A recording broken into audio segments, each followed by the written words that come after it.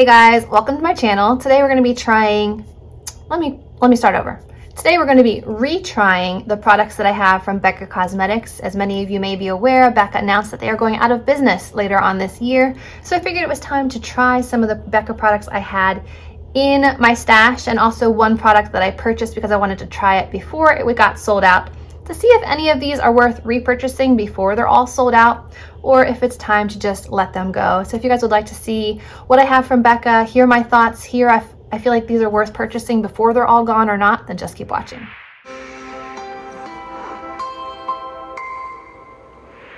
And I do feel a little bit ridiculous trying this like bubble hairstyle, but I've seen it all over the place, so I thought while my hair was long, I would give it a try. Who knows how long it'll be until I decide to chop it all off, but for now, playing with the long hair. So let's start with primer. I feel like one of their iconic products are their primers.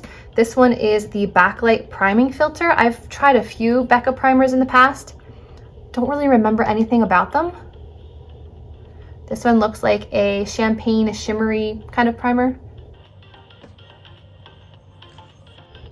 Smells good.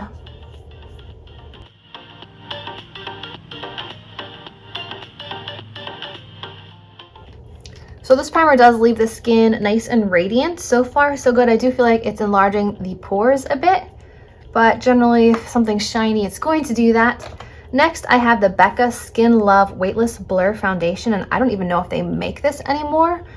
This is infused with Glow Nectar Brightening Complex, and mine is in the shade Cashmere. I remember this one being a little too yellow for me, but it's the only one I still had in my collection. The shade is definitely off. It's definitely more like peach or yellow than my skin is naturally, but we'll make it work. All right, so the shade's off. It doesn't have great coverage. I'm not blown away by the look of it, so I probably would say this is not something you need to run out and purchase before it's gone, if it's even still available. The next products I have are highlight, bronzer, and shadow. So let me go ahead and finish the face, and we'll be back to try the next product. Okay, I went ahead and applied a little concealer, a little bit of Wet n Wild translucent powder, and I do think this foundation looks very heavy after doing that. You can see it all along my forehead. It looks very heavy around my mouth. The shade is also definitely off. It's just very like peachy yellow on the cheeks.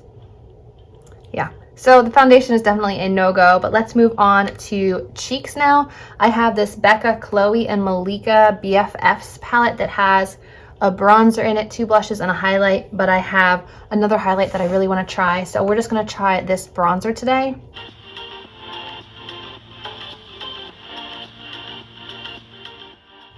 It's like a warm, slightly yellow tone bronzer, just for reference.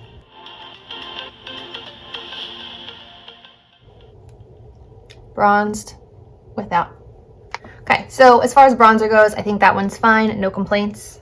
I think I'm going to move to highlight next and see if I need to use those blushes or not. For highlight, I have 3 different highlights in my collection.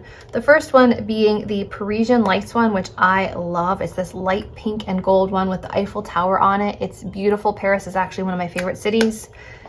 The other one that I have is Moonstone, which is just a like champagne gold miniature.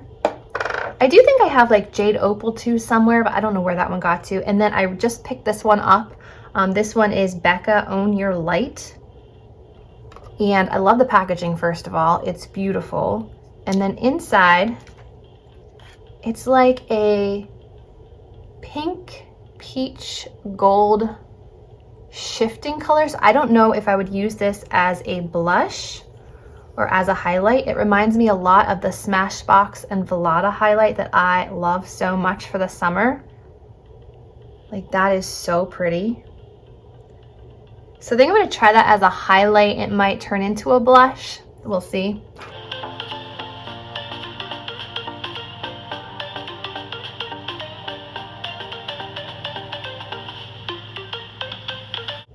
Can you guys see that slightly pinky peach shift here?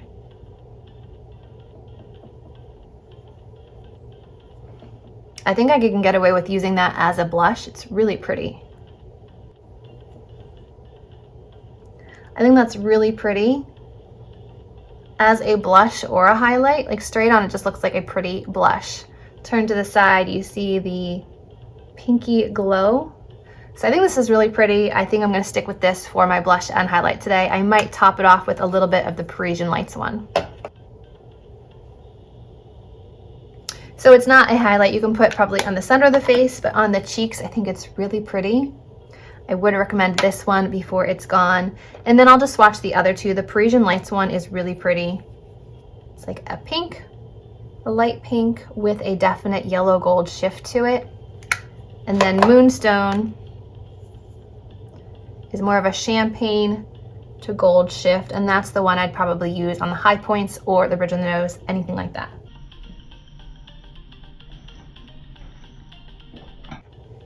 The cheeks. Right there. Right there.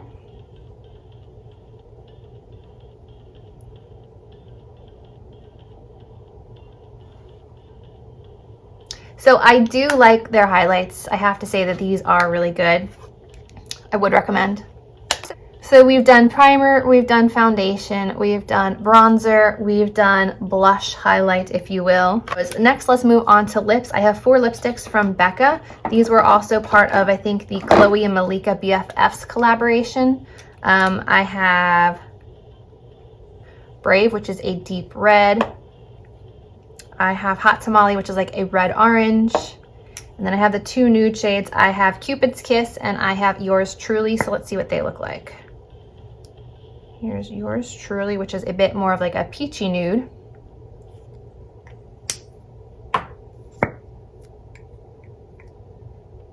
And we have Cupid's Kiss, which is slightly cooler and slightly rosier. And I think I'm going to go with this one. No detectable scent.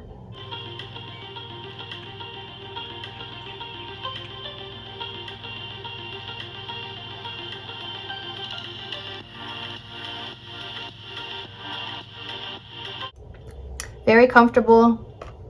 They feel very similar to the MAC lipsticks, only I would say these are a little bit creamier. So would I say you have to run out and buy it?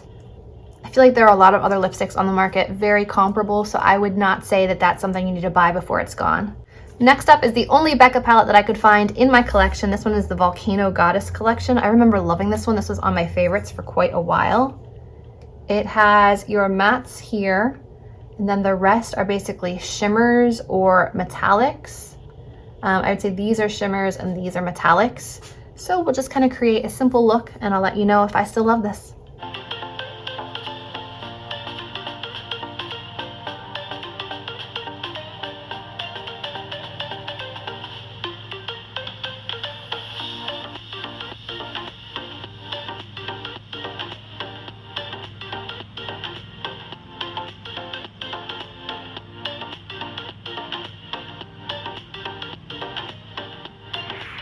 Okay, so this is the way the eye look turned out. I still think this is a really good quality palette.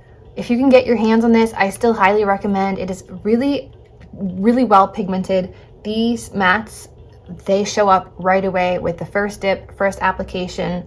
I had a little bit of trouble with the chunkier ones, but I feel like they work best with a glitter glue or a tacky base or something, because just like this, they look nice, but they really intensify on top of like a sticky base. Even dampening the brush was not really cutting it, so definitely sticky base is the way to go with those.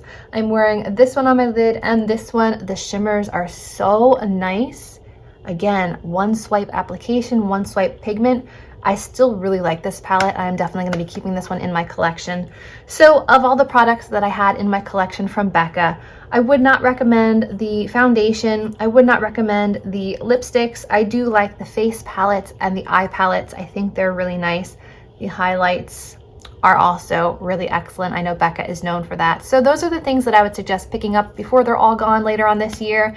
Hope you guys enjoyed seeing a retry on of all my Becca products. If you enjoyed this video, remember to subscribe, give it a thumbs up, and I'll see you in my next video. Bye guys.